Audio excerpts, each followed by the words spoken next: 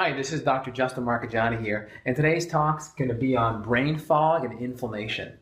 So brain fog is one of the #1 signs of inflammation in your brain. Again, there are many different contributing causes to the inflammation, which we'll go over in a second, but if you're feeling like you're having that hard time reaching for numbers or names or speaking smoothly or fluently or trying to find your keys or just trying to remember facts, brain fog, that's telling us that there's inflammation in the brain. And it's really important to note that about half of all cells in the brain are actually immune cells. So 50% of these brain cells are known as microglial cells. And you can see 50%, so that's quite the large amount of cells in the brain that are actually immune-based. And when these cells get turned on, they have a real hard time dampening that immune response. So when that cell gets turned on, it gets faster and faster and faster and faster, creating more neuronal damage. And we're going to talk about some of the ways these cells actually get activated, because we want to do our best to dampen how these cells get turned on. So first thing is, there's a branch of certain food compounds known as excitotoxins, and this is kind of controversial. Again, a lot of the research out about excitotoxins are industry sponsored, so there's obviously a bias regarding, we don't want to produce negative studies that are going to take something off the market. But aspartame, we also have MSG and other compounds. Little known fact, when MSG is below 100%, they don't have to call it MSG, they call it something else like autolyzed yeast extract or something else, flavoring or spices. So you can get exposed to a lot of MSG and not even know it. But aspartame is still in that same family, and it's known as an excitotoxin. And literally, what excitotoxins are doing, they are activating these microglial cells. They're exciting and stimulating these microglial cells, and these microglial cells create reactive oxygen species, i.e. free radicals that continue to create damage to the brain. And they actually happen to affect the area of the brain known as the hippocampus. And the hippocampus is an area that affects learning and memory. So this is really, really important. We want to do our best to eliminate excitotoxins in our food. There's a couple of articles in the scientific literature by Dr. John Onley. Russell Blaylock also references more in his books regarding the excitotoxic activity of it. Also, aspartame, if you look at the compound, it's an amino acid called phenylalanine, also aspartic acid, and then we have about 10% methyl alcohol. So ethyl alcohol is the one we drink to get a buzz, and the methyl alcohol actually is very toxic. So there is 10% of that forming in that can add to that excitotoxic activation. Next is gluten. Gluten is one of the biggest stimulators of a leaky gut. And when we unzip the tight junctions in our gut, we unzip it and food can start going through the bloodstream or through the gastric epithelium into the bloodstream. That can heighten our immune cells. And that heightened immune cells basically can affect the astrocytes. The astrocytes, you can think of them as they line the brain. They're like the blood-brain barrier, and they line the brain. And when we basically activate those astrocytes, we start allowing gluten and the inflammatory molecules to make its way past the blood-brain barrier and create more inflammation of the brain. So we have this whole gluten, leaky gut mechanism that then breaks down our blood-brain barrier and allows more inflammation to hit the brain. So we really want to cut out various glutens. And also there's infections too that we'll talk about in a second. Low blood sugar is a big one. So when our blood sugar goes low, a lot of people just associate that with maybe potentially starvation, or in the scientific literature, they talk about it with people giving themselves exogenous insulin and that dropping the blood sugar low. The problem is most patients that I see, it's reactive hypoglycemia.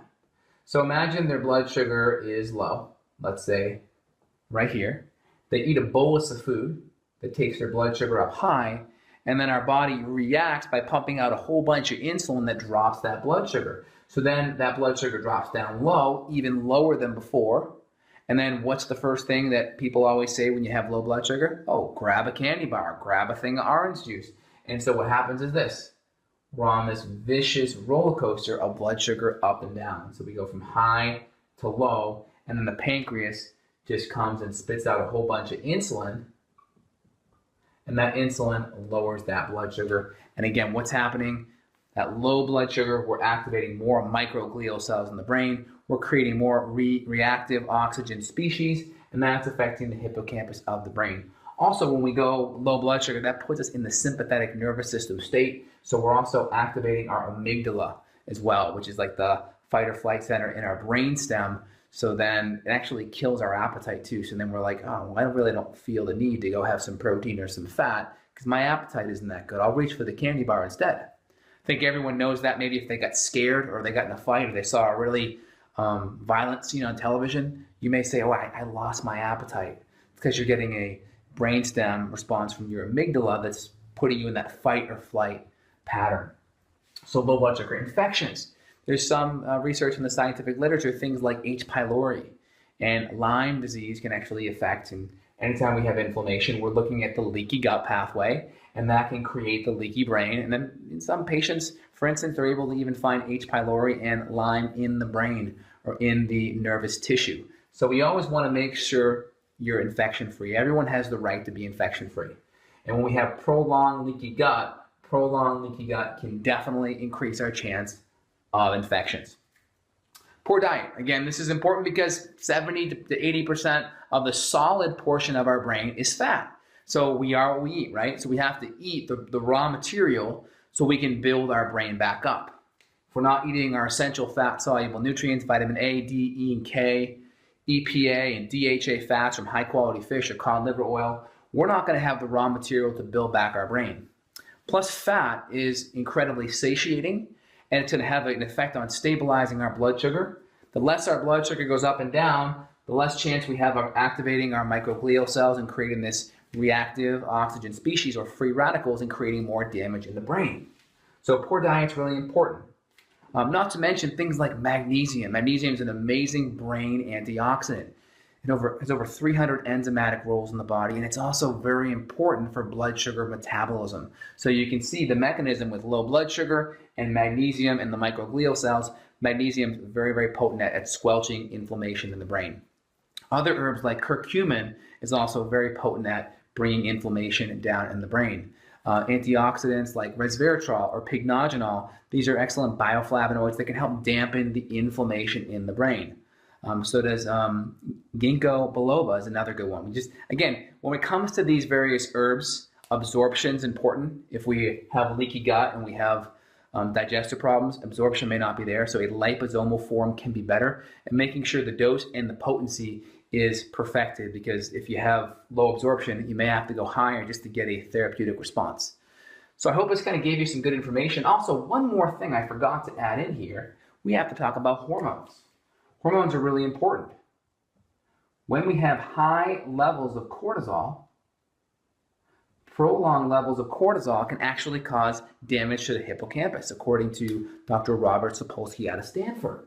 So hormones are important. High levels of stress, lots of cortisol being pumped out, or cortisol dysregulation, high to low cortisols, can create damage to that hippocampal area.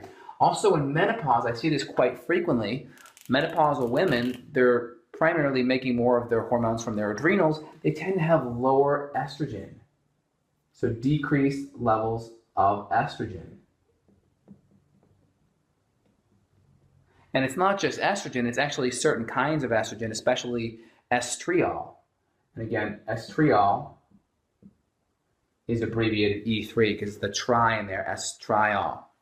So this is a really potent hormone. Again, you want to make sure you're lab tested for it. I can't tell you how many menopausal women I've seen where we just take a look at their hormones, we get their adrenals and their estrogen levels modulated back to just a normal level, not taking it at a very high level, just bringing it back to normal. It's amazing how brain fog clears right up. And when we do everything else in conjunction with it, we get results so much faster.